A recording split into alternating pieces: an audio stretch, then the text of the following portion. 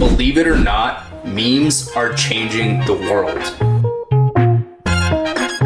In today's video, we're going to be talking about the real definition of what a meme is, how memes have evolved throughout history, tying that into what is money, the history of money, the attention economy, and how memes are revolutionizing finance through cryptocurrency. So, what is a meme? When most people think of memes, they think of a funny picture with text. But at a deeper level, a meme is any packet of information that self-replicates. For example, language in general and the words that we use on a daily basis can all be classified as memes. If we look back to the first recorded civilization of Mesopotamia, we can examine the first evidence of language and effectively memes. But memes were present even prior to language. To help you understand this, imagine a caveman holds a rock above his head and throws it at another caveman. Now, the other caveman that just got hit with the rock has now developed a psychological heuristic for signals of aggression, particularly that when something is held over the head, it precedes physical pain. Next time he witnesses another caveman holding an object above his head, he'll know to stay away. So how does this tie back into memes? Well, imagine a snapshot of the caveman holding the rock above his head. That's a meme. If we go back to the definition of what a meme is, it's any packet of self-replicating information. Now, the caveman that was hit with the rock will display an evolutionary characteristic the next time he sees this signal. And he might even choose to use it himself to intimidate other cavemen, therefore fulfilling the definition of what a meme is. Another example, if we fast forward thousands of years, is religion, which are all forms of memes. For example, the cross that Jesus was crucified on symbolizes the faith of Christianity. People wear the cross for different reasons, whether it's to symbolize their faith, spread awareness, or honor the teachings of Christianity. At a base level, this is a self-replicating packet of information which also fits the definition of a meme. Further expanding on this notion, what do you think of when you hear America? Or when you see the Star-Spangled Flag with red, white, and blue? Chances are you think of values like freedom, independence, and opportunity. One could speculate that the reason why America has become such a dominant power is because of the relevance and the significance of this meme. It could be considered as a beacon of hope that most people in the world desire to have today. Now that you understand the power of memes at a macro level, let's fast forward another couple hundred years and zoom in further. But before we do that, let's talk about what money is. According to Investopedia, it's essentially a socially accepted standard by which things are priced and by which payment is accepted. So it's not necessarily a dollar bill or a gold coin. It's anything that's accepted as a unit of value. In the first stages of history, people used a trade and barter system to exchange this value. As societies evolved, they transitioned to precious metals like gold and like silver, and eventually to what is known today as fiat currency.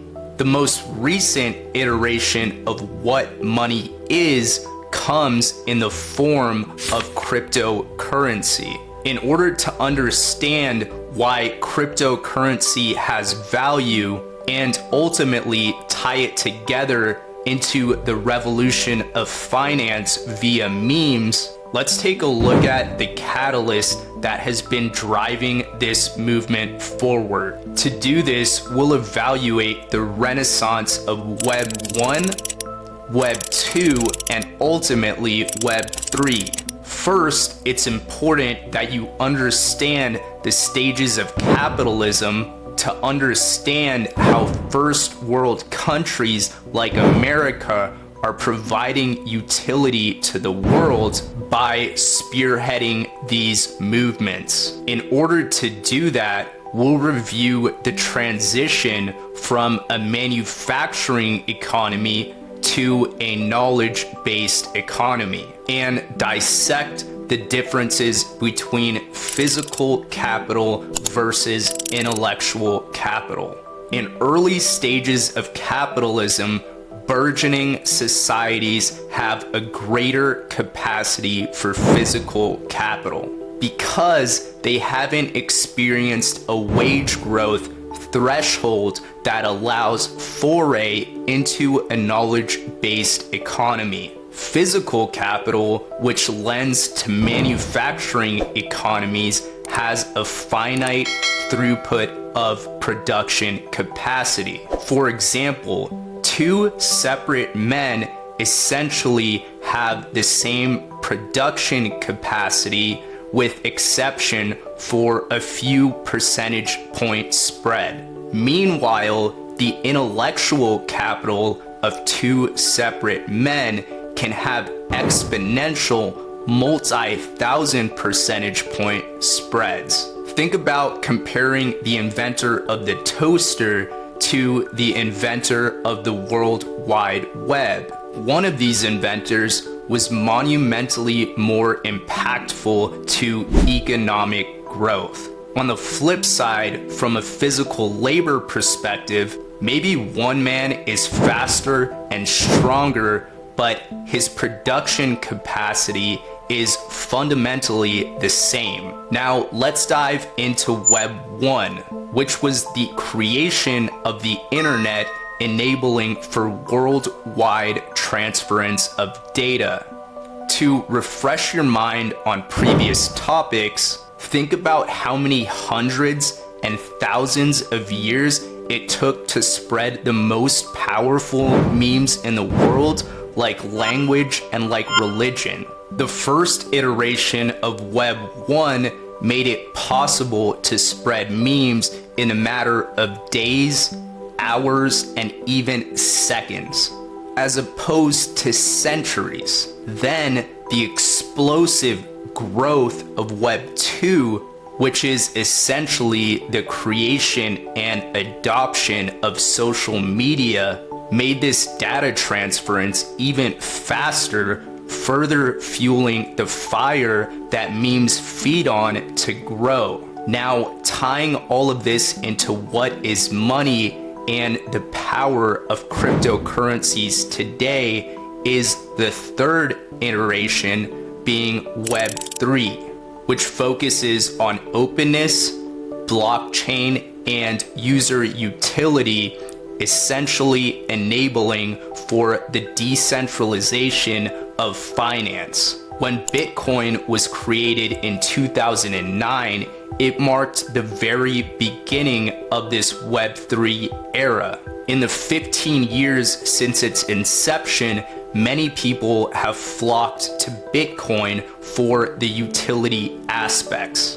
Whether it's the ability to permissionlessly send money back and forth, as opposed to relying on third parties like banks to approve transactions, or custody their own Bitcoin without worrying about government or bank seizures, which have occurred at various points throughout history, and also to have a finite supply of tokens, which, according to the golden rule of economics, value is accrued when demand outweighs supply. With conventional fiat currencies, the supply is infinite because there's no cap or limit, and it's easy to be created in the form of money printing. As opposed to Bitcoin, there's an algorithmically capped supply which cannot be added on. Economists worry that fiat currencies like the dollar will eventually reach hyperinflation, which is extremely high and accelerating price increases for everything that we purchase. It's a matter of heightened supply and lessened demand, which diminishes the value of the currency. Now that you understand the utility aspects of why people buy Bitcoin, we're going to explore the mimetic reasons and the attention economy. As much as language, religion, or the funny videos we see today, Bitcoin is also a meme, which in fact makes it the first meme token. Inside the attention economy, money flows to who or what is able to garner the most attention and provide relevant value to the audience. That's why the most successful consumer brands in this era are the ones who are able to garner the most attention. In the past, it was done through TV commercial ads, and today it's being done through social media. Now, think about your favorite YouTubers or social media influencers. You may be shocked at how much money they're earning because you may believe that they're not providing any tangible utility. But the fact that they're able to garner a large audience shows that they're at least providing utility in the form of entertainment and in the form of relatability. And if you've ever heard the saying, time is money, then by consuming this content via your attention, which takes time, then you're essentially spending your money. Now, when you see a funny video or anything that you consider interesting from one of these influencers, you may choose to share it. Guess what? You just shared a meme. That's how videos gain virality, because they start to self-replicate through other people sharing them. Now that you understand the history and the mechanisms of the attention economy, memes, money, and how they accrue value in the marketplace, we're going to jump into the ultimate theme of this video, which is meme tokens. When most people hear of meme coin, they think of Dogecoin, which was the first commonly understood meme token. But today, thousands of new meme coins are being created on a daily basis. There's multiple factors that contribute to the price growth of these tokens, but fundamentally, it's the ability to garner attention through sharing and virality, as explained earlier, which will eventually determine the value of these tokens. Just like Bitcoin, many of these tokens have a finite supply and enable for permissionless sending back and forth, as well as the ability to self-custody away from third parties like banks or like stockbrokers.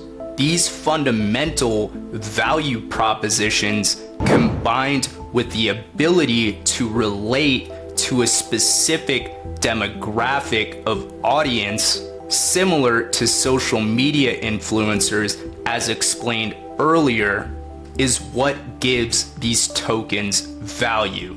By investing in a meme token, you're essentially betting that in the future, these coins will continue to be shared to more and more people who will relate to the meme of the token and ultimately invest money into it.